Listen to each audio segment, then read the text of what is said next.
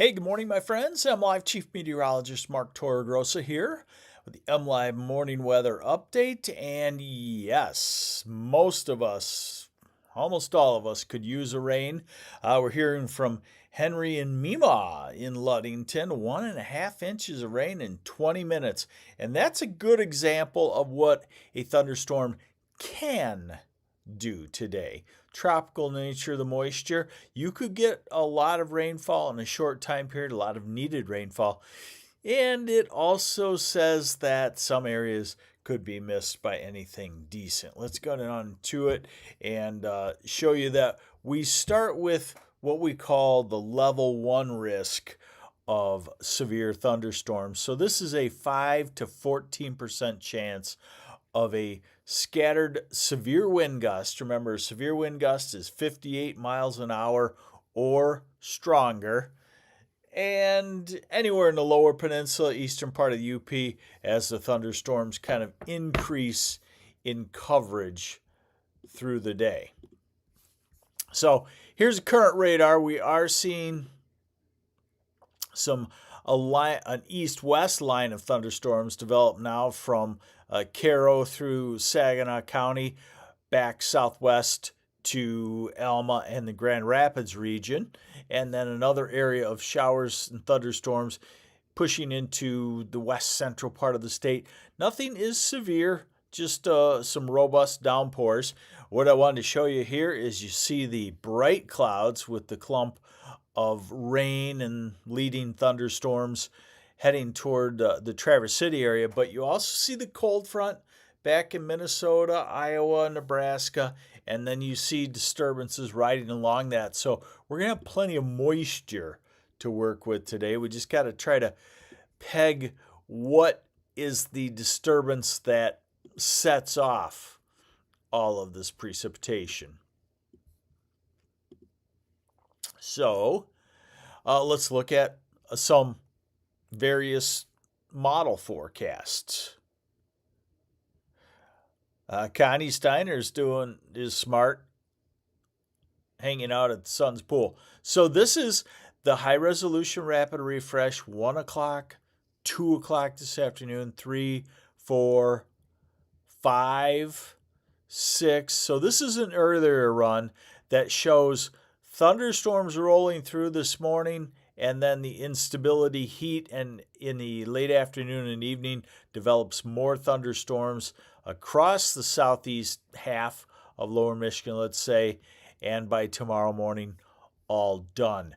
Now, remember, the advantage of this is that it's a high-resolution rapid refresh model, so now we have a newer run, and let's see how it compares. So it's kind of a little more aggressive with holding everything together into the northeast into early afternoon. And then let's see what it does with that line of storms. This is 7 o'clock, 8, 9, 10. So I would say for those of you from Grand Rapids to Saginaw, it's probably no earlier than 4 o'clock.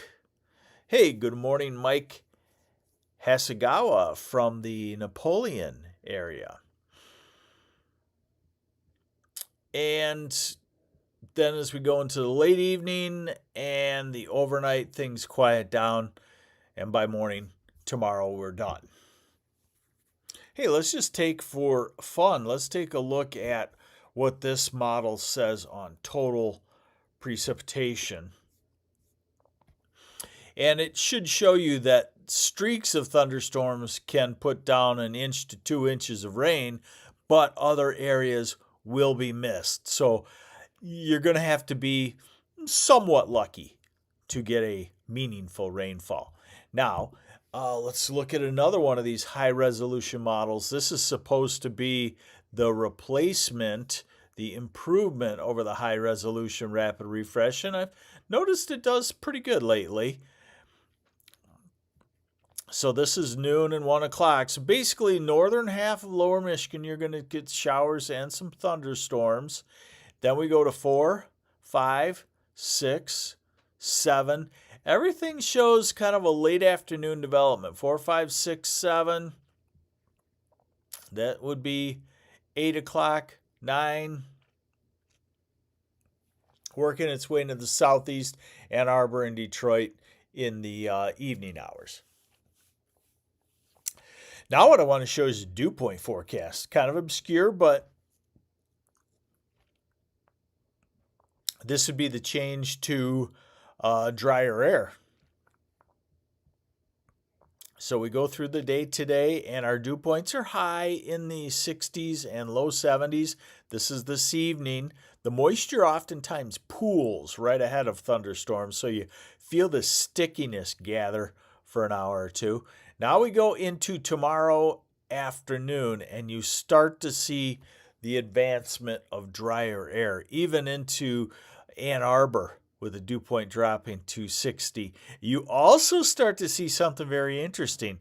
As the lakes have heated up to their top temperature, they give off humidity now. Notice how the higher dew points come in off of Saginaw Bay and off of Lake Huron, and they hover also over Lake Michigan.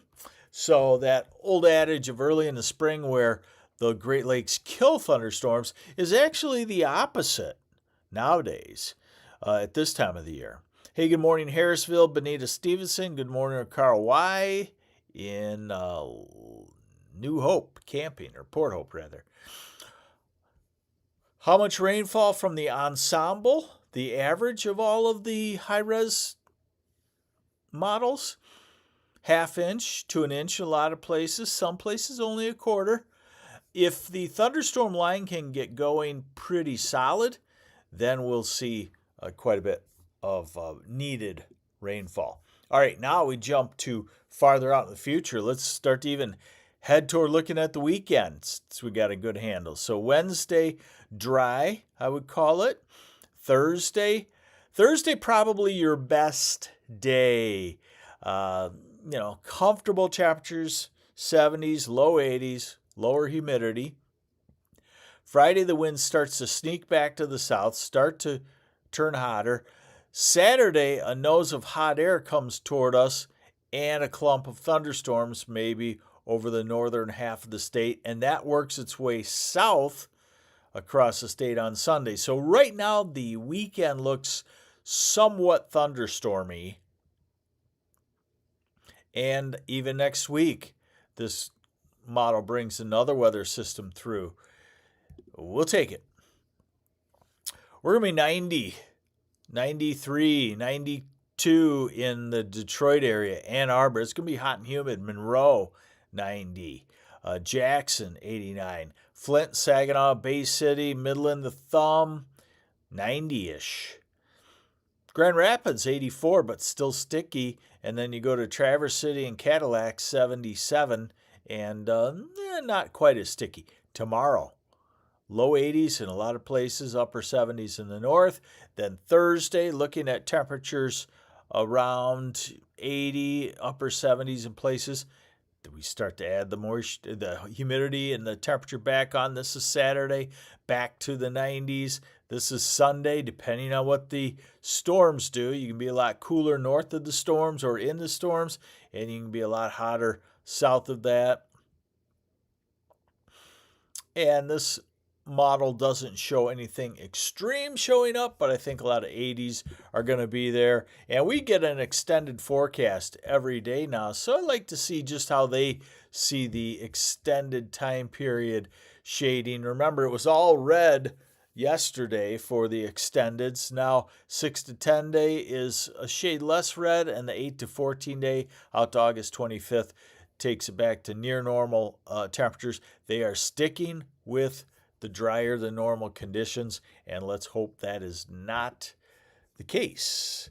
Although we certainly don't want anything like what happened in Wisconsin yesterday with a large area of 6 to 12 inches of rain, possibly one rain gauge at 14 and a half inches of rainfall, which could be a new Wisconsin state record. So there you have it. We'll be watching thunderstorms today. You may have to take cover for 15 minutes or so as a severe thunderstorm rolls through. They should be, I want to say, low end. In other words, we don't anticipate a major derecho or straight line wind event developing. But at this time of the year in the heat and humidity, you just never know how it goes sometimes. So I'll keep an eye on it for you here on MLive. Thanks for joining me on the MLive Morning Weather Update. I'm MLive Chief Meteorologist Mark Torregrossa. Take care.